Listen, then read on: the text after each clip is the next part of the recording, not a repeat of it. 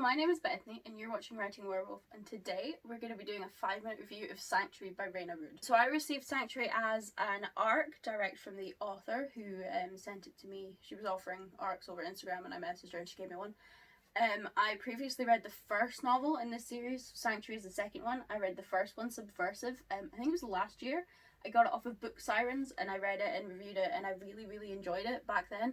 This book absolutely takes it up a notch. I loved it so much. The series is absolutely fantastic. The general plot of this series is that Christianity has been outlawed and there are certain people who refuse to renounce their beliefs who are now living underground. What really struck me is the sort of contrast between how the subversives, because that's what they're called, live underground in the modern world that you see them in later on in the book. So for example, in the first one I think they're living in mines. If I can remember rightly, they're living in mines. They don't have any luxury. They have to have their food. They either have to hunt their food or they have to have it brought in by sympathizers. There's a point in the second one where our main character Gemma goes into goes into town to do some scouting, and it's so modern. It's immediate, present day. It was such a contrast, and it was such a jarring contrast as well. It was really effective. Some of the things that I loved about the first book were Gemma's characterization. She's kind and gentle, and that's not a weakness,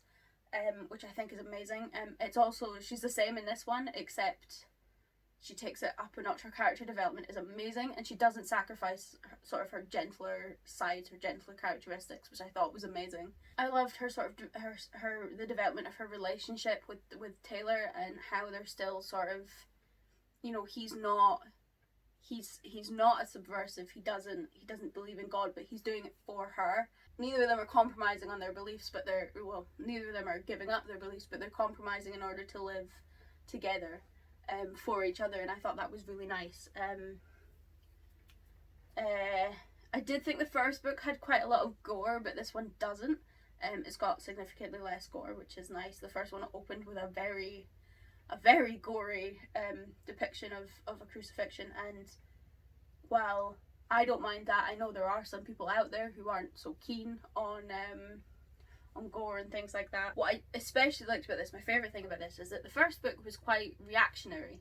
These characters were reacting to things that happened to them from outside forces, and that was my one sort of concern going into the second one, is that I wouldn't be able to enjoy it as much because it would still be reactionary. Whereas in a trilogy like this, where you're talking about sort of rebellion, even if it is covert underground rebellion, you need to kind of have that you need to have something that kickstarts your characters into action.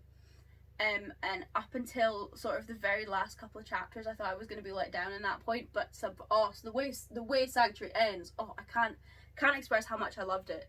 Absolutely, turned it straight on its head. All the characters take it to the offense instead of being on defense. I loved it so much. It was absolutely incredible. And one point that I did raise in my initial review was that I was slightly concerned with the first book as to whether or not it was allegorical. I mean, obviously it's allegorical, but whether or not it was allegorical for the oppression of other religions, and that the author was just taking it closer to home by saying, yeah, this is what would happen if it was Christians. If it can happen to Christians, look at what's happening all over the world with all these other religions. Or whether it was an extension of, because I know in America it's quite big, the war on Christmas. It's not a thing over here, but I know it is in America with the Starbucks cups that don't have Christmas on them, they're just red or something. I'm not entirely sure because I don't live there. But I did mention this in my last review, and the author actually read my review and responded on Instagram, and she said that it is the former, definitely not the latter. It's definitely to mimic and it's definitely an allegory for the oppression of other religions, and I thought that was so nice because it was absolutely incredible. It's a stunning series, honestly. Sanctuary came out not that long ago, actually, a couple of weeks ago, and I highly recommend everybody goes and reads it, and they read the first one as well. And I'll be looking forward to December when the third one, Salvation, comes out. I actually cannot wait. I have been left on cliffhangers, and I was I finished the book and just stared at my Kindle for ages. I was like, why? So I highly recommend it. Honestly, go and read it. It's fantastic. Thank you very much for watching this 5-minute review. If you enjoy this sort of content, I have an entire playlist dedicated to 5-minute reviews. If you would like to follow me on Twitter, Instagram, my username there is @writingwerewolf and @writingwerewolf.reads respectively. If you'd like to follow my blog where I post written reviews, not every review gets a video, just some of them get videos, although hopefully when I have more time, I'm going to start doing more and more and more. If you like this video, please consider subscribing, give us a wee thumbs up, it really makes my day. Thank you very much for watching again. Enjoy the rest of your day. Bye!